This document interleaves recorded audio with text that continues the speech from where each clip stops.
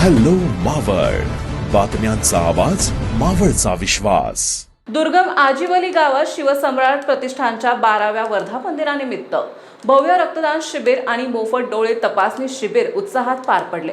या शिबिरात एकूण 15 महिला आणि 65 पुरुषांनी रक्तदान करत सामाजिक बांधिलकी जपली आहे। या उपक्रमामुळे ग्रामीण भागात रक्तदानाविषयी जनजागृती होऊन नागरिकांचा सहभाग मोठ्या प्रमाणात वाढताना दिसत आहे।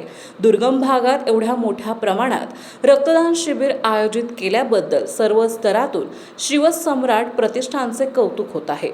शिबिरात सहभागी झालेले सर्व रक्तदात्यांचे तसेच आजिवली ग्रामस्थांचे प्रतिष्ठानतर्फे हार्दिक अभिनंदन करण्यात आले। तसेच भविष्यात रक्ताची गरज भासल्यास संबंधितांना मोफत ब्लड बॅग उपलब्ध करून देण्याचे आश्वासन संस्थेने दिले।